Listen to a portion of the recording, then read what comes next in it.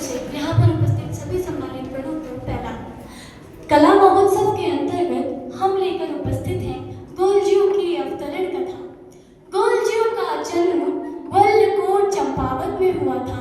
इस ग्वाल्कोट चंपावत में चतुर्वंशी राय खानदान का राज था, जिनमें हाल राय, छाल राय, तिल राय, गुर राय और काल राय आदि प्रमुख राजा हुए। गोलजीव के पिता का नाम झाल राय तथा दादाजी का नाम हाल राय था। झाल राय ने 7 शादियां की, किंतु किसी से भी संतान उत्पन्न नहीं हुई। 8वीं शादी उन्होंने पंच नाम देवताओं की बहन कलिंगा से की, जिन्हें काली भी कहा जाता है। गोलजीव जब कलिंगा के गर्भ में थे तो अन्य 7 रानियां ईर्ष्या से भर उठी। उन्होंने सोचा कि यदि कलिंगा का पुत्र हुआ तो राजा उसे अधिक प्रेम करने लगेंगे और हमारी उपेक्षा होने लगेगी। इसीलिए उन्होंने निश्चय किया कि किसी प्रकार कलिंगा के गर्भ के बालक का अंत कर दिया जाए। 7 रानियां राजा झाल राय के पास गई और बोली, बड़ी मुश्किल से हमें संतान का मुख देखने का सौभाग्य मिल रहा है। यदि किसी दाई को बुलाया तो न जाने वह क्या कर देगी। यह हमारे कुल का कुलदीपक होगा, अतः हम 7 बच्चा जनने में मदद करेंगे। राजा उन सभी की बातों से सहमत हो गए। 7 रानियां माता कलिंगा के पास गई और बोली, हे बहन, तुम्हारे प्रसव का समय आ गया है। तुम पहली बार माँ बनने जा रही हो। प्रसूति की पीड़ा से कहीं तुम मूर्छित न हो जाओ, इसीलिए हम तुम्हारी आंखों पर पट्टी बांध देते हैं। ऐसा कहकर उन्होंने माता कलिंगा की आंखों पर पट्टी बांध दी और सामने फर्श को काटकर उसमें एक बड़ा छेद कर दिया। सातों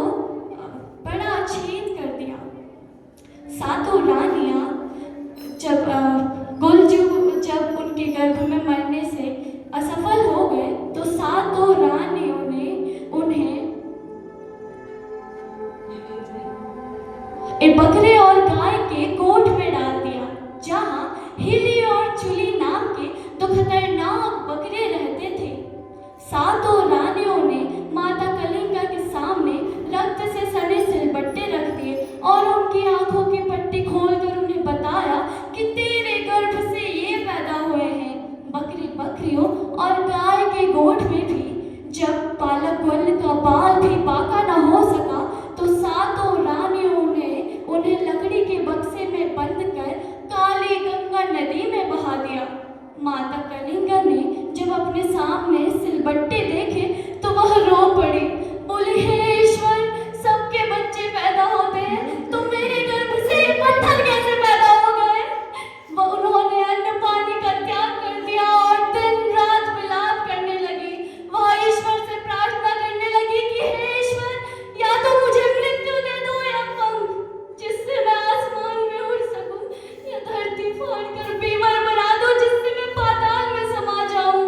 मेरे प्राणों को धागा बना दो जिसे तोड़कर मैं अपने प्राणों का अंत कर सकूं और किसी को अपना मुख न दिखाऊं। नदी के तट पर एक धीवर रहता था जो मछली पकड़ने का काम करता था। एक दिन उसके जाल में बहता हुआ बालक ग्वाल का बक्सा फंस गया। उसने बक्सा खोलकर उसमें बालक ग्वाल को देखा तो वह खुशी से झूम उठा, क्योंकि उसकी कोई संतान नहीं थी। उसने बालक का पालन पोषण किया और उसे बड़ा किया। इधर ग्वाल अपनी माता को सपनों में दिखाई देने लगे। एक दिन 7 रानियां नदी में स्नान करने आई। गोलजीव अपने घोड़े में सवार होकर आए और अपने लकड़ी के घोड़े को पानी पिलाने लगे।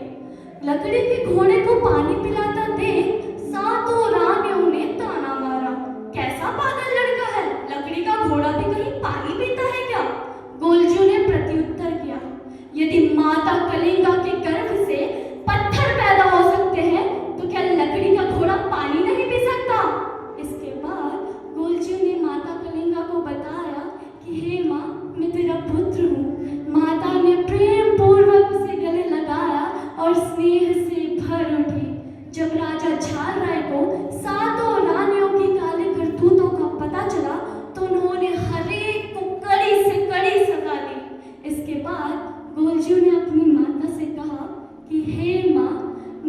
ग्वालकोट आकर तुमसे मिलूंगा, तुम मुझे मेरा ननिहाल बता दो।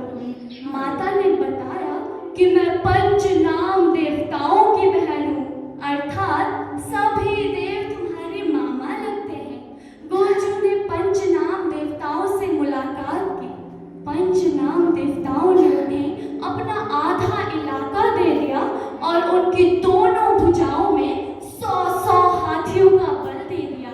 इसके बाद गोलजू का ग्वालकोट में एक छत्र राज्य हो गया। जो भी जन धन, अत्याचार, अनाचार एवं शोषण के कारण दुखी होते, गोलजू उन सभी के दुखों को दूर करते। इसके बाद गोलजू का प्रचार प्रसार समूचे उत्तराखंड में भी हो गया। बोलो गोलजू महाराज